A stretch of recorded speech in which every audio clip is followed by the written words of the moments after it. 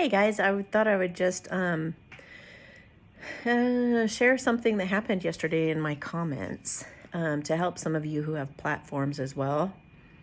Somebody put in like all caps and had like tons of emojis, and she was like, "She is a scam artist!" Like 10 exclamation points, and said something about like her forced laughter. Her forced laughter is so obvious or something like that. I was like, what does that even mean?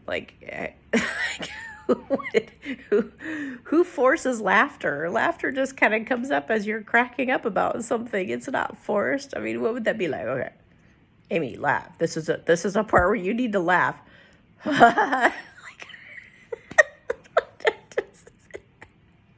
I've been laughing about it ever since. Like, what there's nothing fake about me. I'm sorry if you don't like my laugh. That's one thing, but calling it fake laughter is like, it's like what is? I don't know what that means.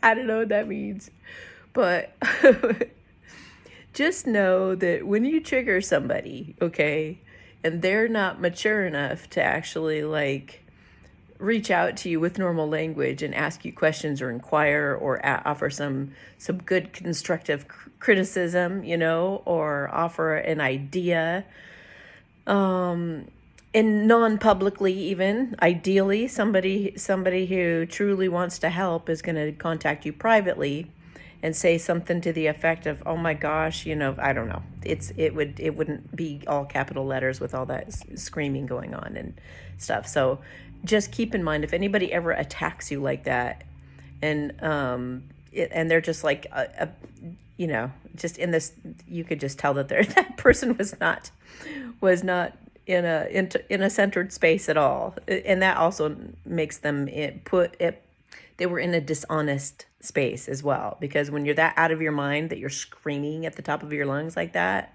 with your language, you're not in your right mind and you're not honest. Somebody who's honest is calm, because if you don't have anything to hide, or people who lie scream. I mean, that's not always the case. I'm just saying that, when you've got time to sit and contemplate what you're going to put in a comment, if it comes out like that, like really lashing out, it's probably a projection. That means that you are actually talking about yourself and you just can't face that part of you. And I know this is a little deep for some of you, but it's just true. If you write somebody an email that's like, 4 pages long, same thing, that person that you're writing to doesn't need all of that background. They need like maybe a paragraph or maybe 3 to 5 sentences. If you even need to share it at all, practice not sharing anything, practice just sitting with it. Why does that bother me so much? Do some self-reflection and create some self-awareness within yourself. If you feel like being upset with anybody, I mean, if I'm ever upset with somebody and I think they're some kind of scam artist or something, I just don't watch them. It's apparent from all of my testimonials. There's hundreds and hundreds and hundreds of wonderful testimonials. And, I've got like people who make incredible comments underneath my videos all the time. So obviously, if I was a scam artist, you'd have everybody be complaining, So I don't know. My reputation speaks for itself. And if, these people, they lie, or sometimes they're just a troll and they're paid to do it because, trying to discredit me because of the, what I'm saying, speaking out against with some truths that, they kind of want to, keep under the carpet. And here I am talking about stuff, that they really would not like me talking about. So just take it all in stride. And if you ever want to listen to somebody, just let it be somebody who's actually mature enough to, to have an adult conversation with, that's not going to be ripping you up and just making up a bunch of stuff. I mean, I've had people get really, really angry with me at stuff, and they act, accusing me of things and stuff. And I'm just like, I don't think any of that, like, I'm listening to them and I'm like, I don't think any of that is me. I'm wise and I'm self-aware enough to actually reflect on that. and say, okay, all right, what can I take from this, and what is it that I need to really take to heart here? I really do try to see what it is that I can get from these interactions. But sometimes it's just to teach a lesson to you guys, or sometimes it's to help you feel more confident about when people are attacking you, not to be afraid of that. I just hid them from the channel. Why are you watching me? If you don't like me, you probably shouldn't watch me. There's no reason to torture yourself like that. So just don't take people seriously if they're just coming out of left field, accusing you of stupid stuff like that. It just doesn't, it, it doesn't make any sense. If somebody, like I said, though, somebody who comes to you and they're having a constructive conversation with you, even a constructive conversation usually doesn't need to happen in a sense. I mean, it does, I guess, depending on the situation, if you're working together, collaborating or something, for example. But honestly, it's like, if you, well, okay, here's an example, I guess. I've watched some videos sometimes where there's like you can barely hear them because there's background noise or something happening, where it's like, I really, really want to hear their message. So I might say something to them like, man, I wish I could hear you better. It'd be nice to minimize the background noise, to help them. But, and just kind of, or, I don't know. Something like that I would think would be helpful. And it's not bashing anybody or making them look bad or anything. It's like just helpful. You're not picking at anything, but something that would actually be helpful. That, like, yeah, that's right. Oh my gosh, I didn't even think about that. I wasn't even watching. Couldn't even hear that the sound was off or whatever. Technical type of stuff that's important, that actually affects the message in a big way. Like that. That might be good. But I mean, if we're sitting there kind of criticizing another person, watching them saying they should speak better, they should be more eloquent.